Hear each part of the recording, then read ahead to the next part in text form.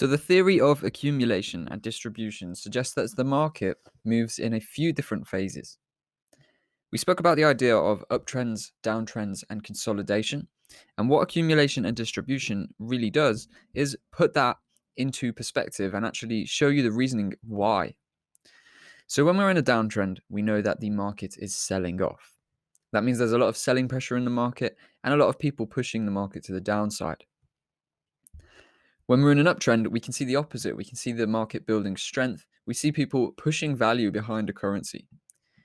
Now, those flat phases, the consolidation phases, we often see, well, either mid trend. So, for example, this area here, where we are trading within an uptrend before continuing more of an uptrend, or we will consolidate at the bottom of trends, where we have a downtrend potentially turning into an uptrend. So, this consolidation area down here before the market begins to move up. Now, on the flip side of that, we will also get consolidation at the top of uptrends before downtrends commence, like this whole area here. So, the accumulation and distribution theory essentially puts this into reasoning. Now, why is the market doing this upside movement? Why is it running flat? Why is it doing the downside movement? And it suggests that when we are consolidating, orders are accumulating, ready to either be pushed into the market upwards or pushed into the market downwards.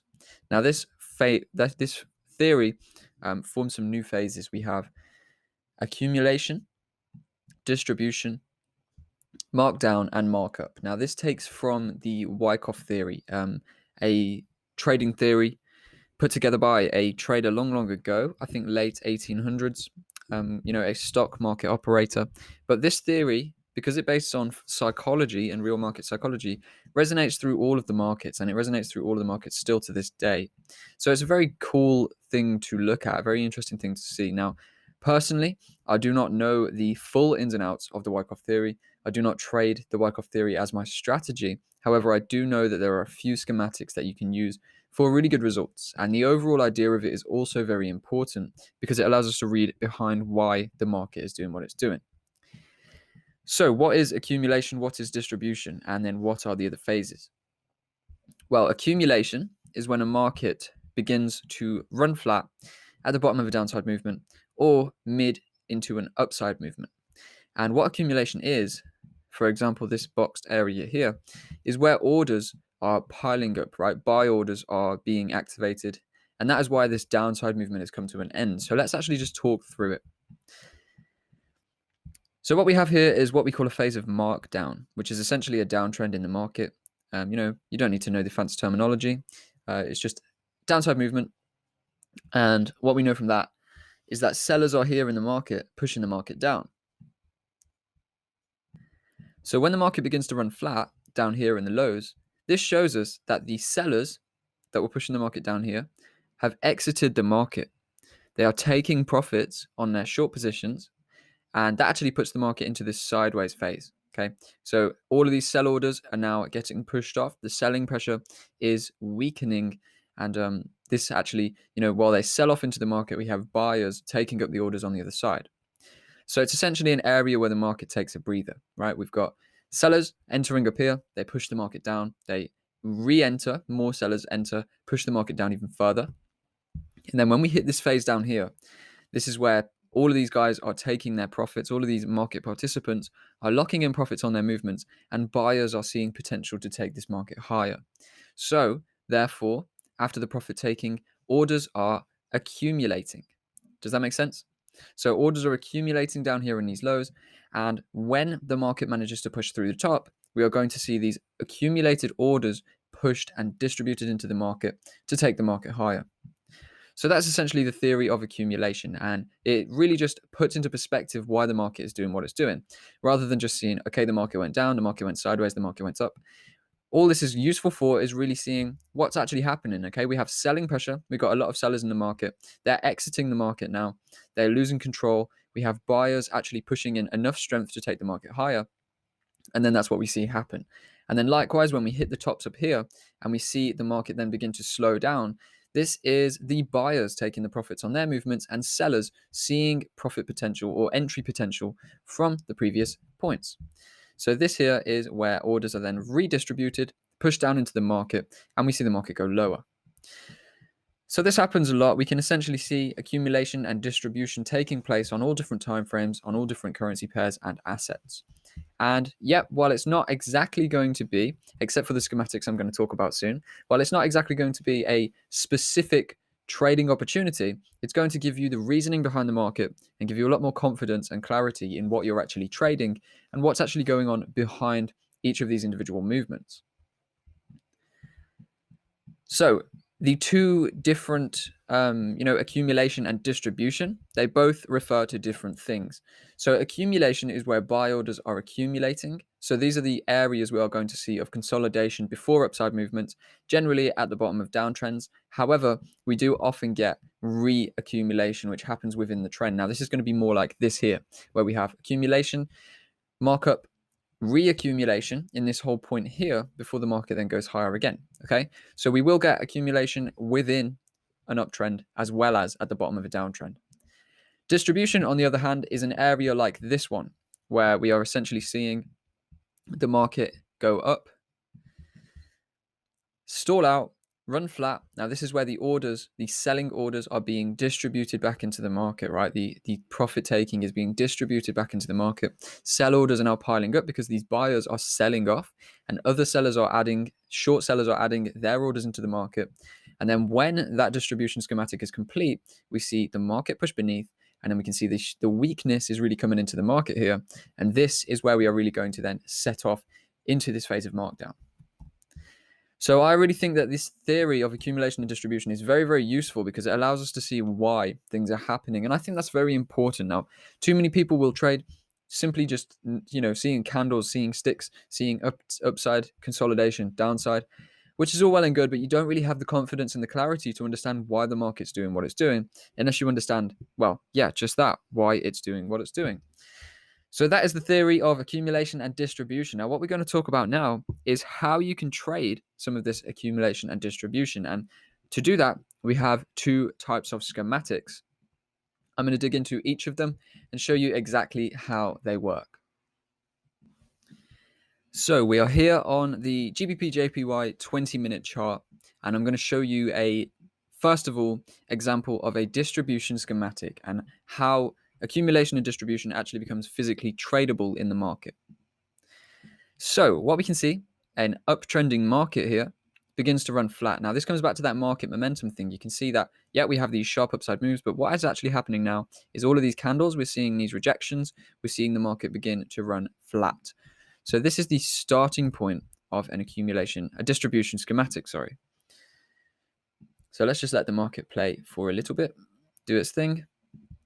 Okay, I'm going to bring that back. Right, what we see happen is the market flats out, forms here a distribution schematic, sorry. So, upside move comes to a halt, the momentum dies out, we see the market then begin to run flat, okay? And it turns from an uptrend into this phase of consolidation. So this area here is the area that we're focusing on now. We see, okay, the market has lost its upside momentum and it's begun to run sideways. Now, what could really happen here is the market could just continue out the top of this distribution area, and then that would essentially have been a form of reaccumulation within the trend. However, if certain conditions are met, we can then actually look at this for a tradable opportunity. So let's actually mark out each area of the distribution. So the first thing we get is a buying climax. Now, we have that because the buyers are taking off their profits and the sellers are taking control. So it's a climax of the buying pressure that has been in the market. So after the buying climax, we then see a phase of consolidation where the market essentially runs sideways and flat. Okay, we are forming essentially equal lows, equal highs, very sideways motion. Now, what comes after the consolidation then is something that we call a spring.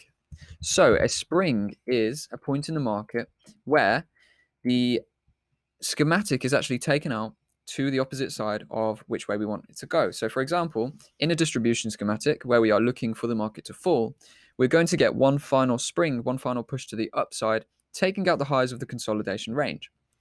So here you could be focusing on, 1, 2, maybe these highs as the high of the schematic, maybe even this one. This would really be the top formed one, where we see the market, really rolling over. So this would be the top of our consolidation, the top of our distribution schematic. And then when we see the market push through the top like this with a spring, what this actually shows is the final push of buying pressure. Okay, so I'm going to explain what it means and basically run you through the whole distribution schematic. So the uptrend comes to a halt. The momentum has died out. The buyers are no longer in control. Sell orders are being activated, be it from profit taking from buyers and also new short positions for sellers trying to push the market down. So this is where we run into a consolidation because we now have uncertainty in the market. We don't have direction. Okay, so we are going sideways.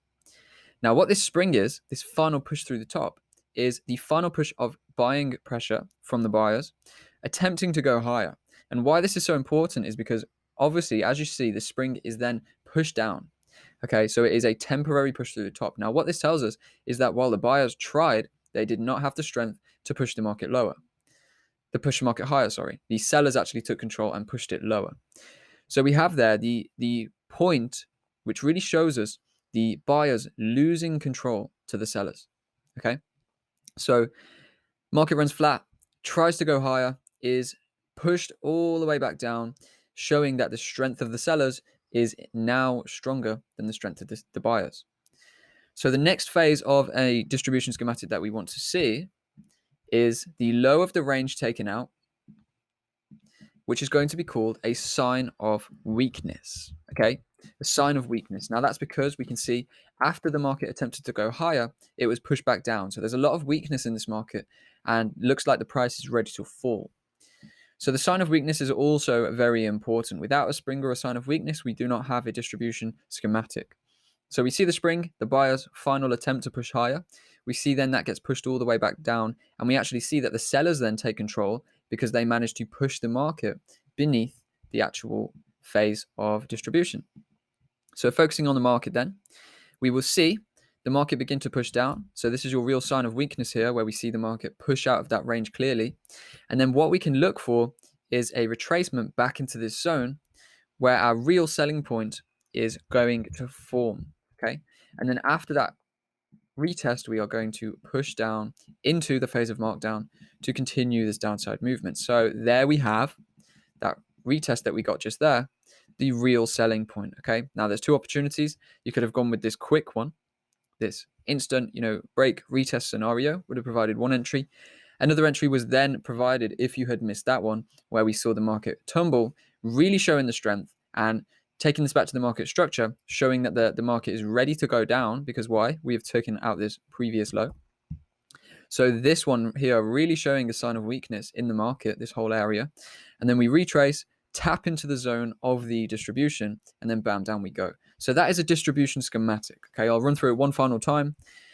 Buy and climax, where the buyers lose control and the sellers begin stacking their sell orders, puts the market into a flat phase of consolidation, where essentially we're in a battle of buyers versus sellers to see who has the strongest pressure in this market.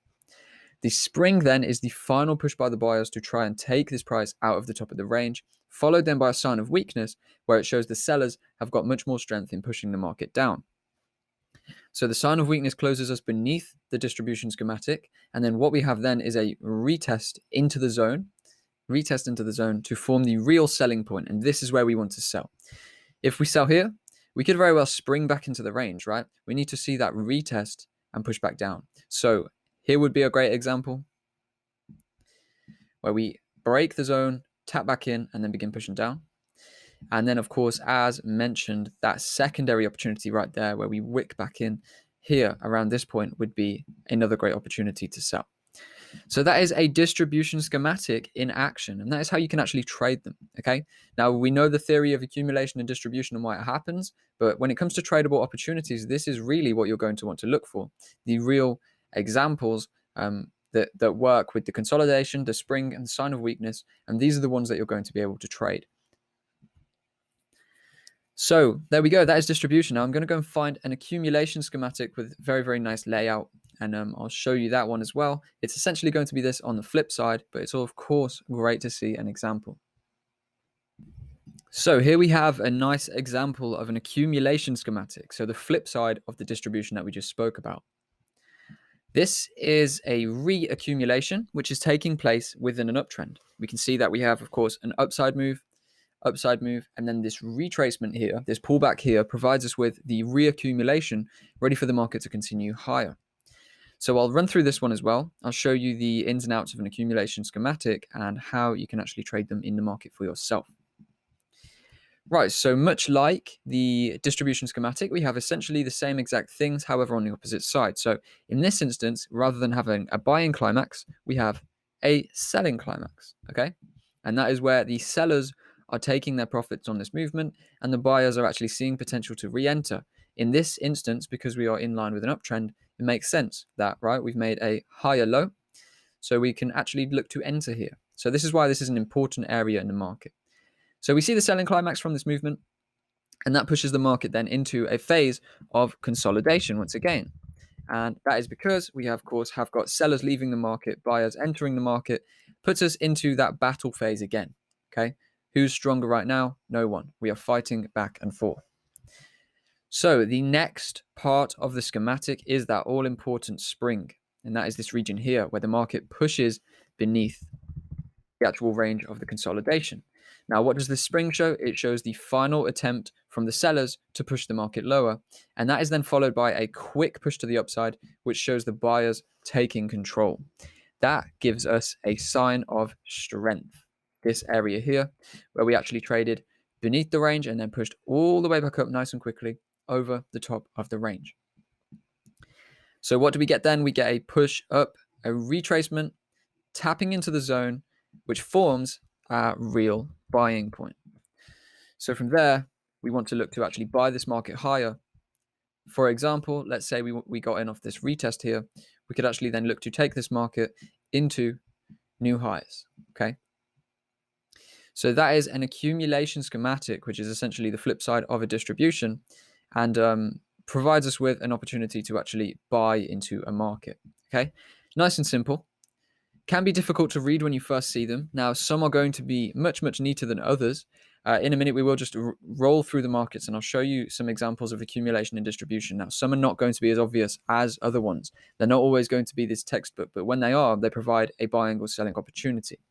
My best advice to you is if you're going to be using this as an addition to your trading, you don't need to worry about every single accumulation and distribution schematic, right? You don't need to be fishing through the messy, choppy market conditions to try and identify a good accumulation or distribution to trade. Now, I trade them when I see them as because of this one. Now, when I see this in a market, it's hard to actually avoid trading that. It's hard to ignore that because I know how accurate these accumulation and distribution schematics can be. However, when I see something as choppy as, per se, this area here, and I'm not really sure if this is a low point that's coming in, we have quite a choppy area there. Maybe when I see something like this, I won't actually rush to trade it, right? Because there's no need, because there's so many other things I'm teaching you and so many other things that I've taught you so far in the course, and I'm going to teach in the next chapter, that you don't need to chase this one specific pattern. It's just a great pattern to have in the market. So that is essentially everything that I have to say about accumulation and distribution. I've showed you the theory where we essentially have got either an area where the buyers are in control, an areas where the sellers are in control, or an area where there's a battle between the buyers and sellers while they either accumulate new orders or prepare to redistribute orders into the market. When we get these textbook setups, these accumulation schematics and the distribution schematics, then that gives us also something great to trade, along with all of the other things that we've already spoken about. So yeah, that's essentially it. Now, what I will do is quickly glide through the markets and show you a few examples of accumulation and distribution in real market scenarios, just to help you identify them a bit for yourself, so that when you dive into the markets, you're not completely lost, because these can be quite difficult to spot. So straight away, I can see another reaccumulation schematic right there. This one is a lower time frame reaccumulation, but if we look at this, we have selling climax, new buying climax, consolidation, spring, sign of strength, real buying point, retest there, and then bam, the market continues higher. Okay, happens across all different time frames, and we are going to get quite a lot of the reaccumulation redistributions within the market. Now, even just looking into this uptrend straight after this first move, what do we have here? We have a bullish run, and then we have this bearish push down, which forms selling climax, accumulation schematic, spring, where the sellers try to push to the downside, sign of strength, where the buyers retake control, retest of that zone, and then the market continues higher, forming the real buy point and taking the market back to the upside. Okay, so already I've just shown you 2 examples there. They do happen quite a lot in the market. Now here's another, a distribution schematic.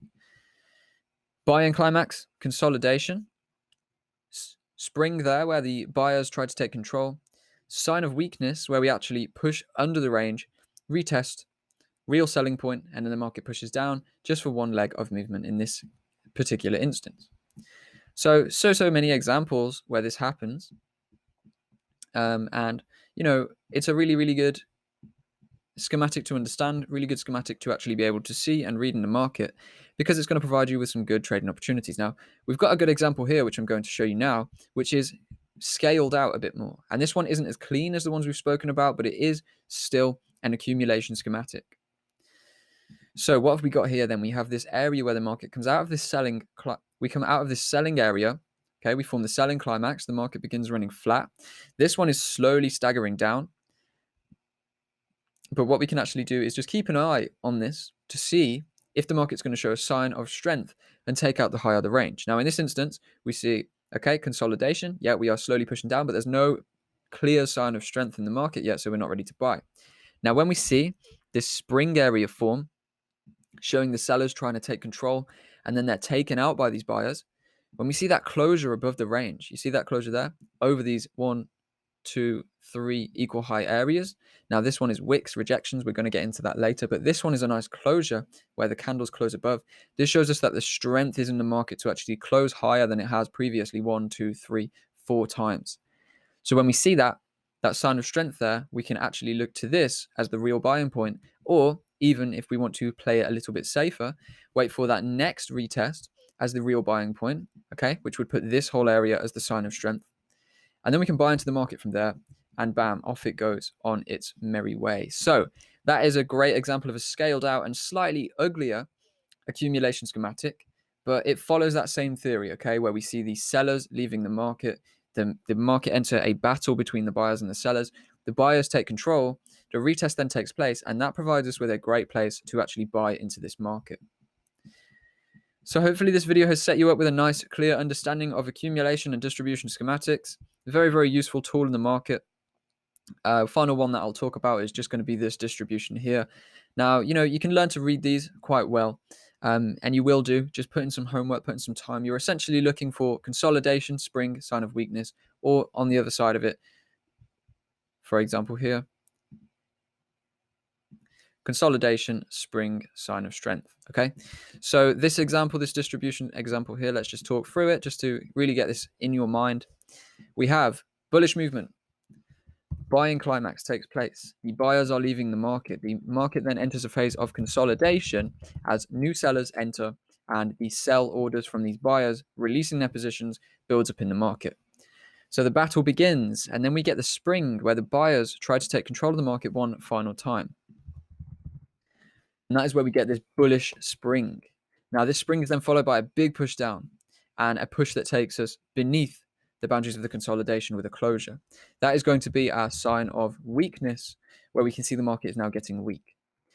We retrace, we form a real selling point, which is where we really should be selling the market. And then from there, the market tumbles and provides us with a nice profitable opportunity back into the lows of the current trading range. So I've shown you quite a few examples now of accumulation and distribution schematics, and I want you to go away and do some homework on the charts. Just roll through the charts, multiple time frames. Start on the daily, start on the hourly, whatever, it's up to you. If you're going to be a day trader, if you're going to be a swing trader, just choose the most accurate time frame for yourself. Now, accumulation distribution will form across all time frames. I cannot help but just point a few of these out as I see them. Selling climax, consolidation, spring here, sign of strength here, and then we retraced, tapped into the zone, providing us with a buy point to take the market higher. Okay, so there we go. I'm going to call it off for this video. Hopefully you've enjoyed. Hopefully you have a good understanding now of why the market moves in uptrends, why the market moves in downtrends, and why the market moves sideways between these different market phases. And hopefully you have a good understanding of the schematics, the actual tradable schematics that we've spoken about. For example, the buying schematics, the accumulation, and the selling schematics, that distribution that we've just discussed. So thank you for watching. This is bringing us close to the end of the market flow section of the course. We will just do a concluding chapter, bringing everything together. And from there, we will be moving into the candlesticks, where we can actually learn about individual candlestick patterns and how they're going to help us in the market in line with everything market flow that we've spoken about so far. So thanks for watching, and I will see you over there.